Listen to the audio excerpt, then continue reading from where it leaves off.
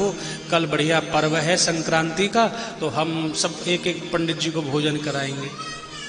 अब नारद जी ने सोचा देखें कैसे प्रबंध करें। अब एक रात में 16,108 ब्राह्मण कहाँ से लाएगा बेटा, चल हमसे कब तक बचेगा। सब रानी पहुंची, महाराज कल हमें 16,108 पंडित जी चाहिए। भगवान बोले तुम तैयारी तो कर लो। सब तैयारी कर ली महाराज। दूसरे दिन तैयारी करके बोली पंडित जी आए नहीं प्रभु। सत्यभामा ने कहा धीरे से। भगवान बोले किस लिए? बोले भोजन करने। बोले भोजन उनको करना होता तो वो आ जाते, उनको थोड़ी करना है, भोजन तो तुम्हें कराना है ना, तो वो क्यों आएंगे? भोजन पंडित जी को हमें कराना है तो हमें जाना चाहिए ना। हमें कोई काम है, हमें प्यास लगी है तो हमें पानी हमें खुद लेना होगा, पीना पड़ेगा, तभी तो प्यास बुझेगी। अब आपको प्यास लगी प्यास लगी प्यास लगी और मैंने पानी पी लिया, बोल पी लिया, तो ब्राह्मण को भोजन कराना है तो गर्ज हमारी है, गर्ज ब्राह्मण की नहीं है। भगवान ने कहा तुम्हें भोजन कराना है तो चली जाओ पंडित जी के पास, मैं कराया आओ।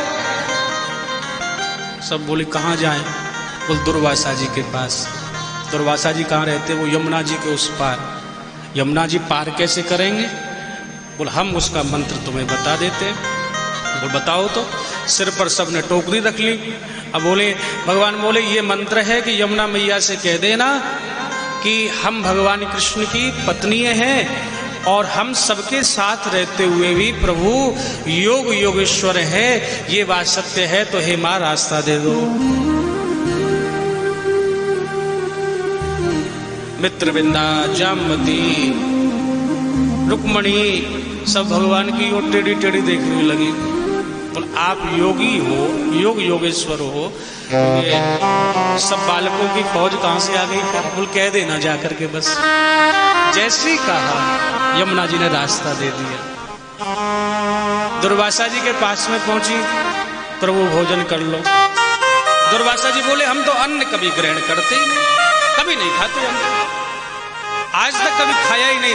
दुर्वासा का मतलब है जो केवल दूब रस का ही पान करे, केवल दूब का रस ले। भगवान की पत्नी बोली हम कृष्ण पत्नी हैं, भगवान ने भेजा है। अच्छा भगवान ने भेजा है तो प्रसाद बन गया ये तो दुर्वासा जी ने थाल ले लेकर के मुंह में डाल लिया, तनक भी झूठा नहीं छोड़ा। आपस में विचार करने लगी कब से पंडित जी भूखे बैठे, आज के बाद इनको तो बुलाना ही नहीं करना, कभी निमंत्रण नहीं देना।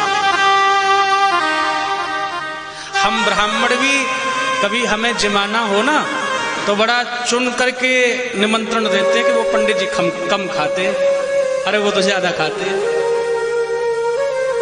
ब्रजवासी बुलाओ ना कभी घर में तो या तो खीर खूब भगोना भर के बनाओ, यदि कम बनाई है तो खूब पंडित जी जैसी भोजन परोसो तो खूब गर्म करते हुए, तभी कछु बच सके, नहीं तो बचने वाला नहीं है। हाँ प्रेम से बोलो जय श्री कृष्ण। जय श्री कृष्ण। तो कुछ नहीं छोड़ा, तो अब चल भी लगी वहां से। बोल जाएं कैसे? बोल कह देना यमुना मैया से रास्ता दे देंगे कि दुर्वासा जी कभी अन्न नहीं खाते, ये बात सत्य है, तो आप रास्ता दे दो।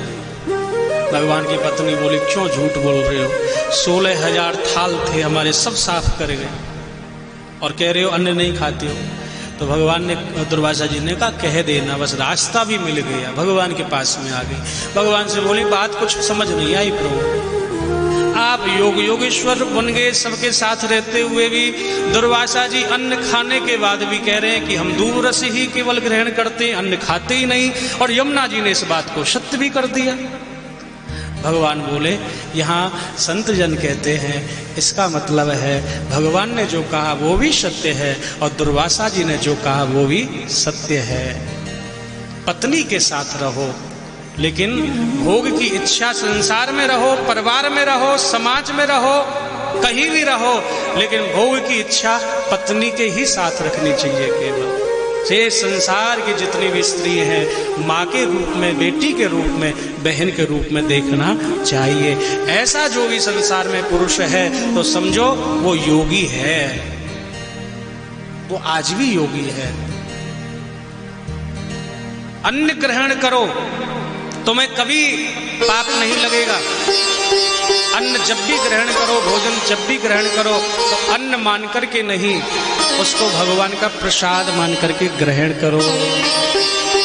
और सुनो, जब भी बनाओ भोजन, जब भी बनाओ तो यही भाव रखो कि हम भगवान को प्रसाद बना रहे हैं, ठाकुर जी को प्रसाद बना रहे हैं, तो वो अपने आप ही स्वादिष्ट बनेगा। कीर्तन गाते हुए, भजन गाते हुए,